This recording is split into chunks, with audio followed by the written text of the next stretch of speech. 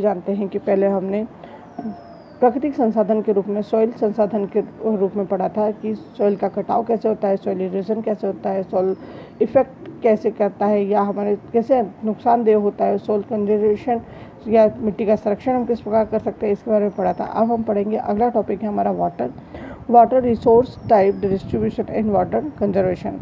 पानी के स्रोत क्या हैं, पानी कितने प्रकार से डिस्ट्रीब्यूट होता है या और पानी का संरक्षण हम किस प्रकार सकते हैं। Water values resource the fulfil our basic need,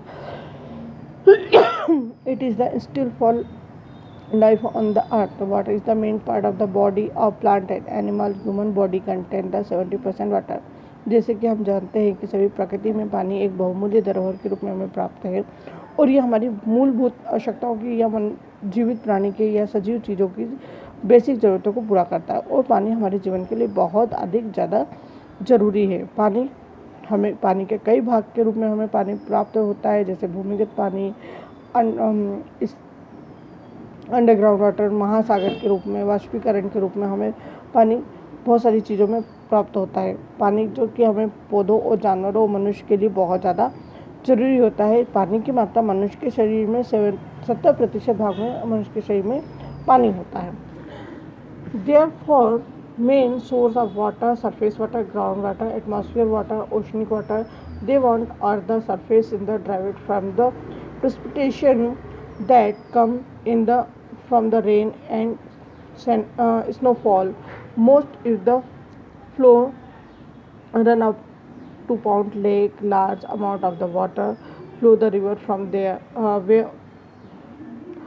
where it is the flow into the sea and the ocean. Some of the percolate into the ground as the surface water is the also now as the groundwater.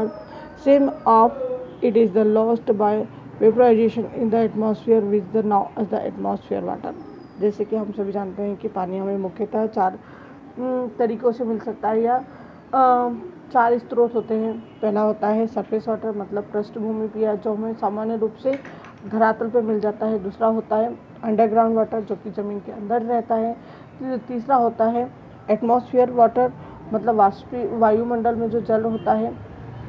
और चौथा है oceanic water, oceanic महासागरीय जल, जो कि देखा जाए तो हमें भूमिगत जल बर्फ़ के पिघलने से या वर्षा के होने से जो भूमिगत जल प्राप्त होता है तालाब, और ये वर्षा जब होती है तो ये पानी कुछ मात्रा में ज़मीन के अंदर चला जाता है जिसको हम भूमिगत या अंडरग्राउंड वाटर कहते हैं। और बाकी का पानी जो जगह जगह इकट्ठा हो जाता है नदियों के, तालाबों में, ये सब भूमिगत जल के रूप में हमें प्राप्त होता है। अधिकांश जल नदियों में ज़मीन से बहकर नदियों में चला जाता है और नदियों से बहकर वो सागरों या महासागरों में मिल जाता है।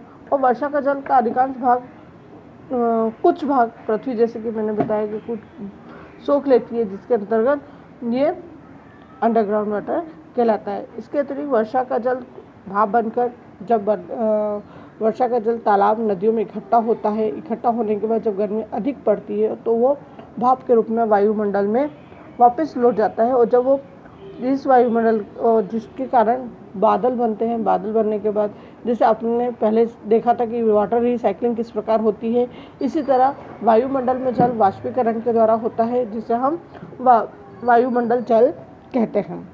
पहला पॉइंट है सरफेस वाटर, मतलब पृष्ठीय जल या धरातलीय जल।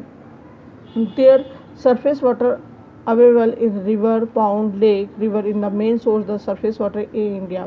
भारत में जैसे कि हम सभी जानते हैं कि हमें भूमिगत जल सबसे ज़्यादा भारत में प्राप्त होता है, वो नदियों के द्वारा प्राप्त होता है। जैसे कि आपने यहाँ पे एक चार्ट दे रखा है, जैसे हमें पृष्ठीय जल किस प्रकार मिलता है, जैसे इंदुस, गोदावरी, नर्मदा, घाघरा, गंगा, कृष्णा, यमुना, चिनाब, पेनार, ये सारी नदियाँ जो हमें पृष्ठीय जल या सरफेस वाटर जिनके द्वारा प्राप्त होता है, और इनका किलोमीटर या क्षेत्र, इनकी लंबाई इतनी होती है जिसके हमें पृष्ठीय जल आसानी से मिल सकता है।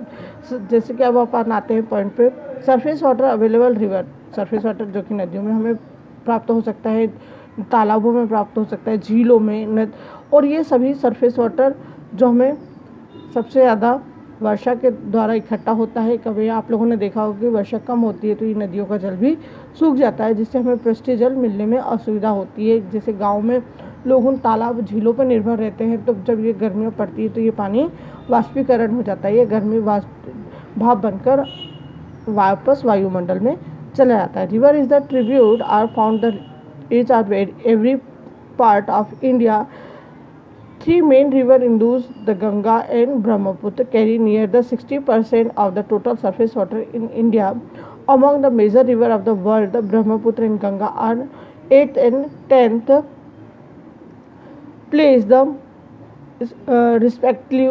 मतलब भारत में कुल पृष्ठीय जल का 60% नदियों के द्वारा प्राप्त होता है, और इन नदियों में सबसे जो मुख्य तौर पे 3 नदियां हैं, सिंधु, गंगा और ब्रह्मपुत्र, संसार की बड़ी 3 नदियों हैं, और ब्रह्मपुत्र गंगा क्रमशः 8वें और 10वें नंबर पर आती हैं। जो महानदियों के रूप में हम जैसे कि अब से भी जानते हैं कि गंगा नदी माता के रूप में हम पूजी जाती है, और गंगा नदी पूरे भारत पूर्व से होती हुई हमें ये कह सकते दक्षिणी उत्तरी भाग में ख़त्म होती है। गंगोत्री से निकल के ये कलकत्ता सारे भारत के एरिया को कवर करते हुए कलकत्ता में जाती है, और कलकत्ता में महासागर में जाकर मिलती है। तो ये भारत में सबसे लंबी नदी गंगा के रूप में हमें देखने को मिलती है, और ब्रह्मपुत्र है, सिंधु है, ये सभी नदियों में हमें भूमिगत जल जो मिलता है या पृष्ठीय जल मिलता है, धरातली जल मिलता है, ये 3 नदियों में हमें भरपूर मात्रा में